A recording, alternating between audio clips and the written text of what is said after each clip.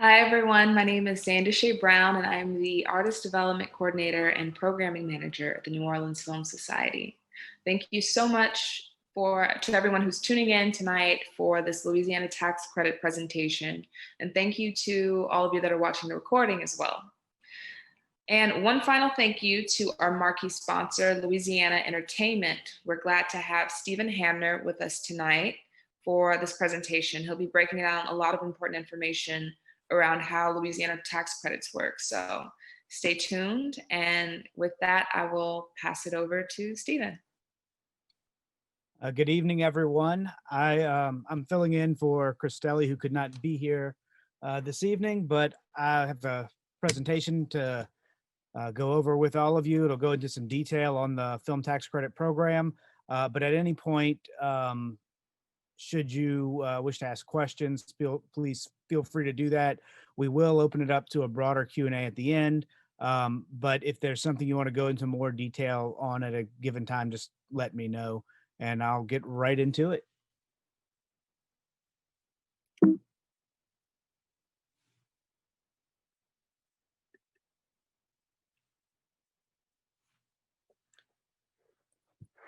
So in Louisiana Entertainment, we oversee a suite of tax credit programs. In addition to the film program, which we'll spend most of our time on this evening, we also have the digital interactive media program.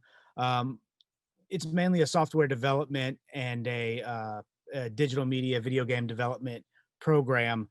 It offers up to a 25% tax credit on state labor, 18% on direct production expenditures. Where it differentiates from film is that there is no minimum spend required. So, smaller productions, generally $50,000 and up, can qualify. The ones below it typically does not make economic sense to apply to the program just because of the costs. We also have a sound recording program. It's a tax credit, but it functions more as a rebate. So it's a direct return of cash. There's a $25,000 minimum spend, and it's for any type of sound recording. So it could be a spoken audio, an album is the main focus of it, but any type of spoken audio or sound recording can qualify. And the last program in our suite is the live performance program. It's up to a 25% tax credit. It functions mainly for tour launches, but also stage productions, which are stage productions in the Louisiana theaters. There has to be a touring component to the productions that enter into this program. Film program is the biggest of all these programs. We have $150 million annual cap. It can be up to a 40% tax credit. And there's several different ways that can be arrived at. The base credit is a 25% on all your in-state qualifying spend. So that's above the line, below the line, labor, goods, and services, anything that is obtained from a source within the state, or a service performed in the state earns that 25%. In addition to that 25%, there's a 15% payroll tax credit, and that is for payroll to Louisiana residents. It has to be a natural person. Payments to LLCs and loan outs wouldn't qualify there. But so for those specific payroll expenditures, you're receiving 40% tax credit on all of those. Now, there are ways to raise the 25%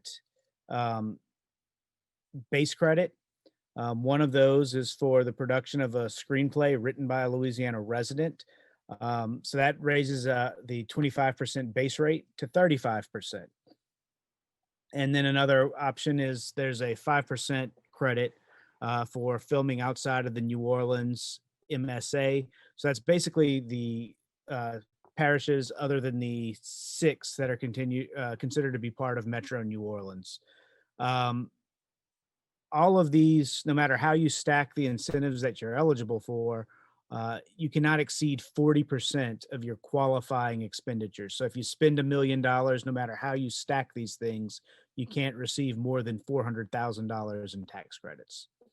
Now, as of 2017, for productions that applied after June 1st of 2017, these credits are no longer transferable. They can be used in 2 ways. You can offset any state income tax liability, or the more commonly used method is that these credits can be sold back to the state for 90% of their face value. So if you have $1 million credit, you pay a 2% transfer fee or $20,000, and the state will write you a check for $900,000. You end up with I'm sorry, $20,000, but you end up with $880,000 off your million.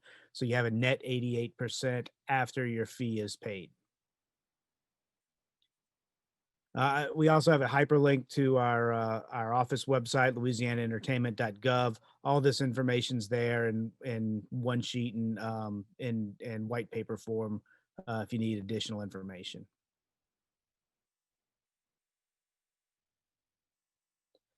So one of the big focuses of the 2017 rework of the legislation was to attract more long-term production, and we reviewed that as scripted episodic.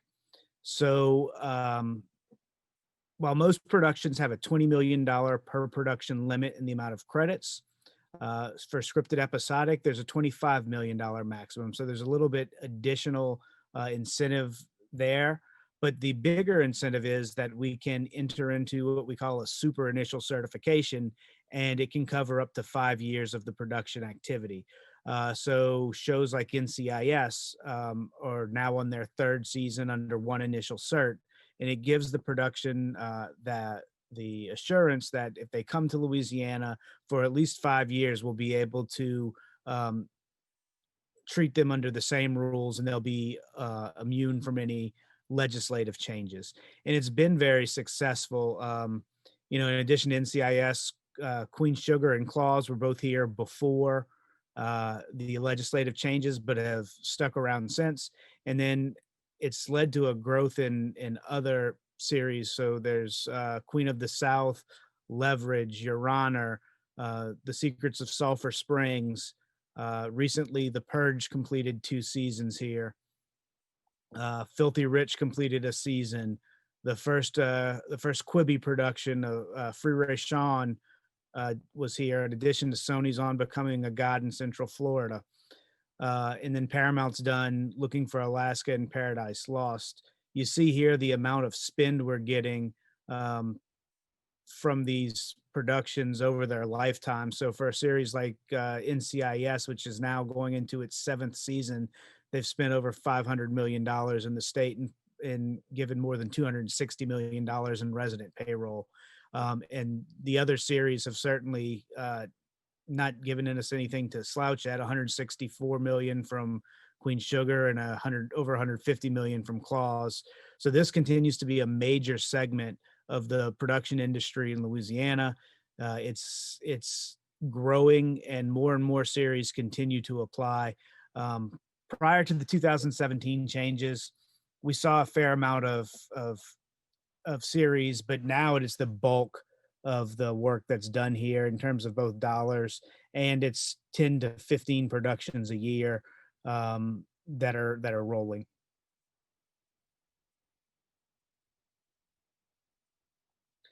Uh,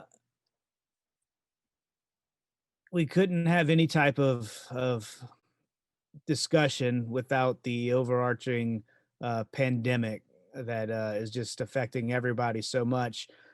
In part of the preparation for allowing productions to get back and up and running in the state, one of the things our office put out was this return to work guideline. It's safety guidelines that every best practices that every production should um, employ when getting back into work. It goes over testing requirements and CDC guidelines, PPE requirements, and what should be expected for every production that's going to work in the state while we're still under the threat of this pandemic. This is available on the Opportunity Louisiana website. So it's Opportunity Louisiana / COVID-19. It's in our arts and entertainment section. But also in that, you can find other resources, different grants, um, relief programs, uh, income assistance, all these industry specific um, resources that we have identified are available in that same section, in the arts and entertainment section at Opportunity Louisiana.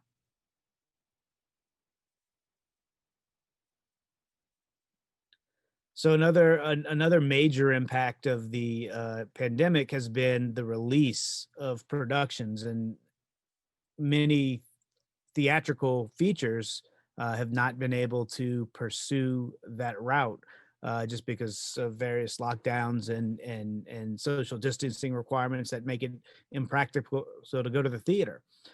So we've had several productions that did strictly online releases, either through streaming services or video on demand, and some of which have had great success.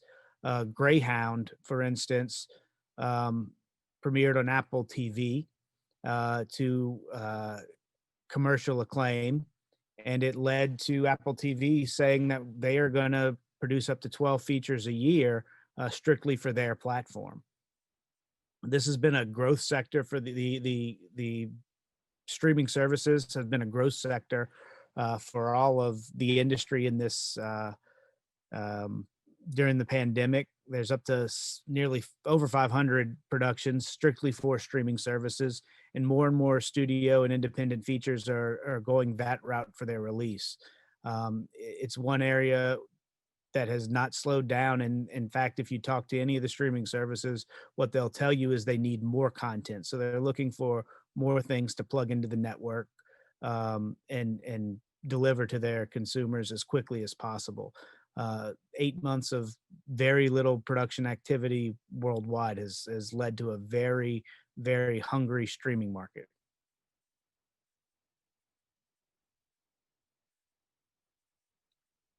So one of the things we always like to do when we get these opportunities to address crowds is talk about some of the big success stories that Louisiana produced films have. And One Night in Miami certainly appears that it's on track to see some very high honors.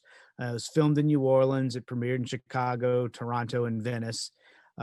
It's been acquired by Amazon for worldwide distribution, and it marks the directorial debut of a very talented actress, Regina King. Um, and it certainly is getting all the Oscar buzz and all the award season talk that a film of its caliber would expect to get. And it looks like to be another significant production in a very, very uh, honored library. Several Best Picture winners have come through the state, most recently, The Green Book. and before that, 12 Years a Slave. But this looks like it could be another feather in the cap to the Louisiana film industry. Yes, Cassius Marcellus Clay is the new heavyweight champion of the world, boy. Yes, he is. And I don't even have a scratch on my face.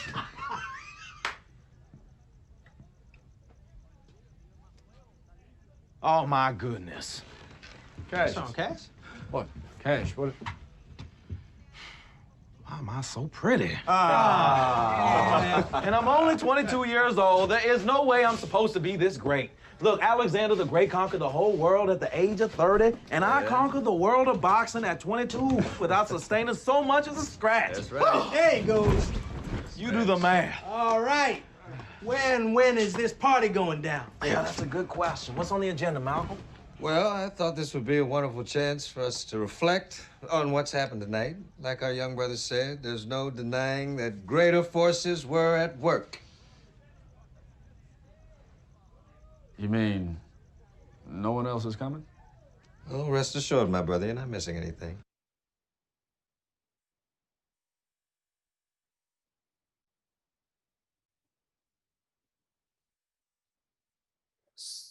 Now, it's not just the feature films in the state that are gearing up this award buzz. Hashtag Free Ray Sean had 3 nominations and 2 lead actor Emmy wins. Lawrence Fishburne and Yasmin Cephas Jonas were both winners.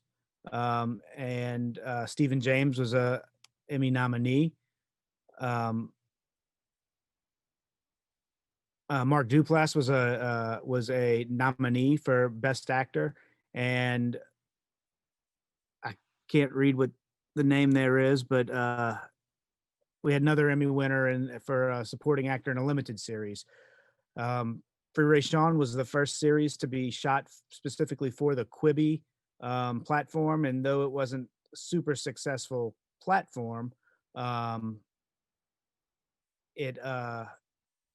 the series certainly garnered the critical acclaim and showed well at award season.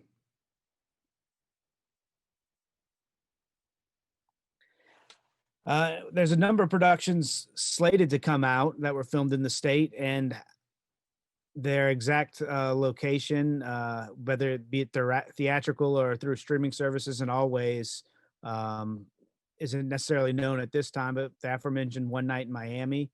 In addition to that, All My Life, Deep Water, Come On, Come On, Root Letter, Jade Earring, Mona Lisa and the Blood Moon, Palmer, and Blue Bayou are all slated for future release in the coming months.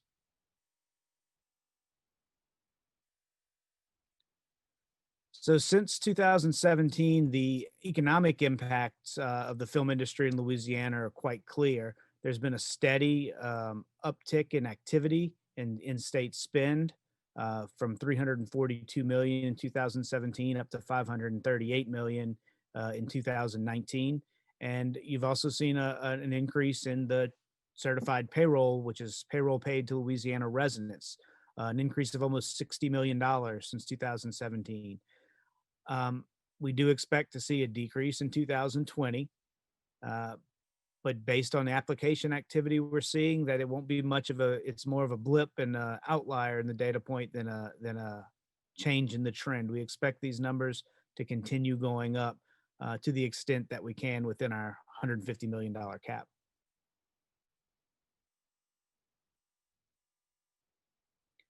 One of the other major changes to the legislation in 2017 was the creation of the Qualified Entertainment Company.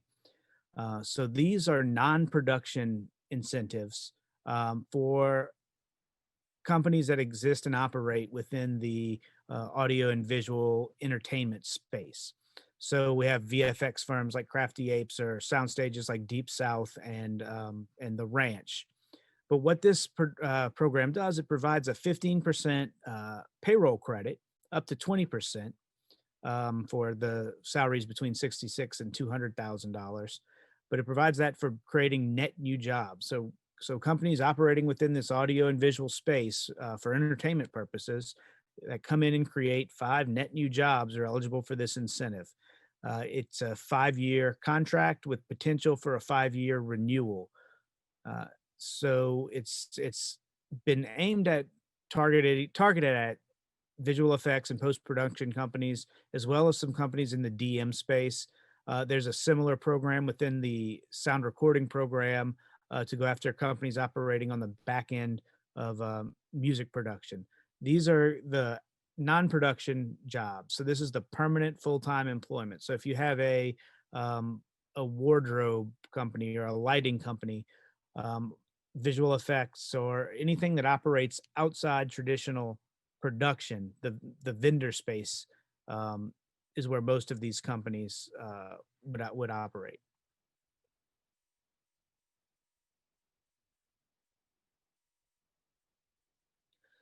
Another big change to the legislation in 2017 was a requirement for production to provide some type of career training um, to the local industry. So that could range from internships to classroom workshops to faculty training, to university and community college professors and high school accredited programs.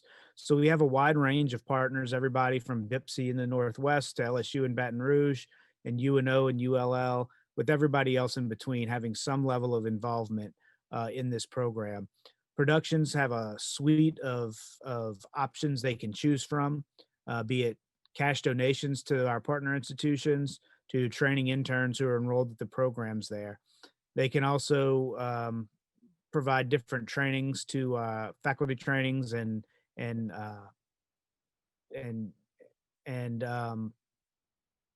workshop days for select students in various departments. It's been a pretty successful program. All our university partners are thrilled about the interaction it's given the students and the training it's provided the faculty.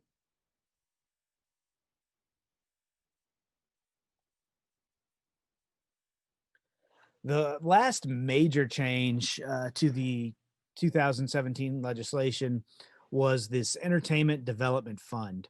What that is, as I mentioned before, there's a 2% transfer fee when credits are transferred to the state. So that $1 million in credits when transferred, there's a $20,000 fee that's due prior to the completion of that transfer. The state then can use that money partially to cover the transfer costs in LDR, but the bulk of it, 75% of it, goes to this Entertainment Development Fund, and that's going to have various components, including small filmmaker grants, the potential of a loan guarantee, and also some programs for universities to do things like buy equipment and provide training to students within their programs. The rules of that have recently gone into promulgation, and we're working with university partners on the first phase of it now to start doing grants for equipment. Hi everybody, I'm Niecy Nash, and I'm coming to you from the set of my TV show, Claws, where we film in the lovely Palmetto, Florida. Psych! No, we film it right here in Louisiana. Why? Because Louisiana can double as so many places. And I'm really, really happy. I hope more people come down here to film because, oh my God, the people of this city are amazing. Southern hospitality at its finest. The food is delicious, although sometimes it makes it hard for me to fit in my costume, but that's a whole nother story. I just want to say that it is so great to be down here. It is the most fun I have had in a really long time.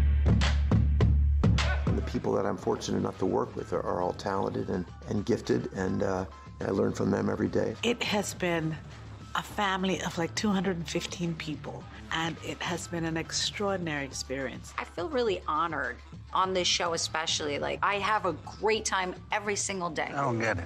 How does he smile and shake their hands like that? Because it takes courage to change people's hearts. I couldn't believe what we could accomplish in Louisiana. I would go back in a heartbeat because you've got it all. You've got fields, you've got hills, you've got city, you've got country. Like, you know, we shot the Bronx in Hammond, him in Louisiana. And by the way, nobody's questioning, we didn't even have to add CGI. The idea of exploring a family that has sugarcane land in Louisiana, you gotta be there, you gotta go there. When you get to the Bordelon farm, there's just really something beautiful about being there and seeing the cane, and I don't know how else we would shoot things like that. That connection for that character to literally, be overlooking acres of sugarcane crop was important. And it, not only lent itself visually for the director of photography to be able to capture really amazing and stirring images, I think motivationally for the actors to stand in the real farm really added depth to their characters.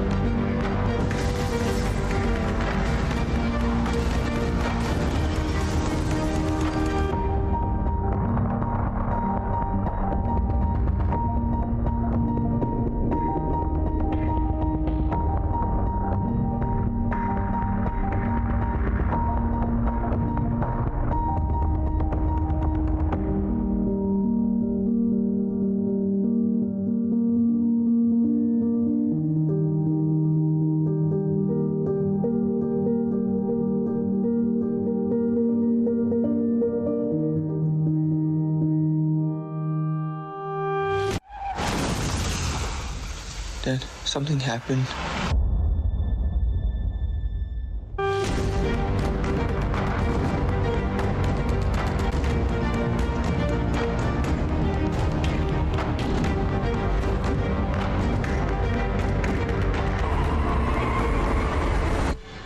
Hello?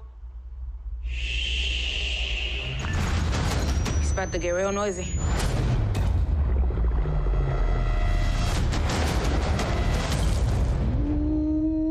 I'm gonna give you lovebirds a choice. What's behind this door or bacon grease to the face? I don't want grease on my face.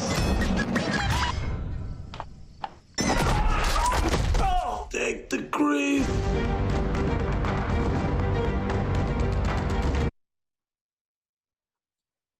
So in closing of the presentation, here's all the relevant contact information for everybody in the office. Feel free to reach out to me or Oscar or Amanda with any film questions. Lacey Chantier can take your questions on sound recording and live performance, and Eric Burton will take your questions on DM. But if you have any questions immediately, I'm open for that as well. Yeah, thank you so much. We're going to go ahead and get started out. I'll be pulling some questions from Eventive. So one is, can you tell us more about the extra incentives for screenplays written in Louisiana? Sure. So the extra incentive is 10% for Louisiana. The statute says screenplays created by Louisiana residents. The way our office interprets that is we're looking at the written by credit, and we want to see that that was either attributed to a Louisiana resident, or at least a Louisiana resident is a member of a writing team if the written by credit's going to multiple people or multiple groups. So we haven't had a lot of traction there. The bulk of the production that's occurred there has been from documentarians. But if you have any more specifics about how we look at that, feel free to reach out to me offline. You can call me tomorrow or some later time this week, and we'll talk about it in detail. We hope to, when we can, promulgate more rules to further clarify it. But right now, just because of the level of activity, it's not something we've promulgated any rules on. Thank you. And so our next question is, how far in advance should filmmakers begin applying for tax credits? Yeah, so we are under a capped environment now at $150 million. The truth of that is that we are pushed out as far as state fiscal year 24 and 25 in when credits can be reserved. So the time is to apply is as soon as you anticipate having a production to bring to Louisiana. Your production gets a window to spend money to qualify for credits, that's 1 year prior to your application date and 2 years forward from your initial certification date. So you have quite a window to make your production and get an audit in to receive your credits. Now, one of the complexities that's been greatly exacerbated by the pandemic is that we have to kind of figure out, based on your production schedule, when you're going to turn in an audit and thus be able to receive credits.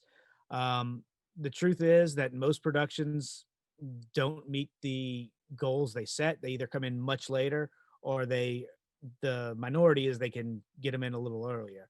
So the reality is, while we can't reserve you credits until 2024 right now, the likelihood that we issue it well ahead of that reservation.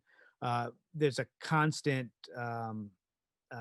shell game almost of pulling things from a future fiscal year to issue this year, and moving things that are scheduled for this year into a future fiscal year because they didn't meet some commitment and get us an audit in time. So it's a constant shuffle between fiscal years. So far, though, everything has been issued credits that has turned in an audit in the same fiscal year that they turned that audit in. And I expect that trend to continue. And we're always working. We've given ourselves the flexibility to move these things around and rule. So the likelihood is that if you see that fiscal year 2024, 2025 on your reservation, the likelihood is when you turn in an audit, we'll have credits to issue you. And we have one more question. For independent filmmakers watching, what's the budget size that can normally take advantage of the tax credit program? Sure. So for this Louisiana screenplay bucket, so that's if you're working with the screenplay that was written by a Louisiana resident, it goes down to $50,000. And there is no upper limit, but we can only give you that additional 10% on your first $5 million in expenditures. So if you've got a $5 million production written by a Louisiana resident, filming in Baton Rouge, every dollar you spend is going to earn 40% on the dollar. If you're filming in New Orleans, you'd earn 35%. For other independents that are not by Louisiana residents, screenplays not by Louisiana residents, you have a minimum spend of $300,000 in the state. So, and that goes up to, as statute defines, between $300,000 and $10 million. If you're above $10 million, the statute doesn't consider you to be an independent. You fall into what's known as the general cap. You can still earn the same level of incentives, 25, 30, or 35, or 40%. It's just that you're earning credits out of a different predefined bucket than the $9 million or $300,000 independent film. Thank you so much. Well, I think that is going to conclude us. Thank you so much, Stephen, and to our sponsors again, and everyone who joined. Stay tuned and follow us for more programming. Thanks. Good night.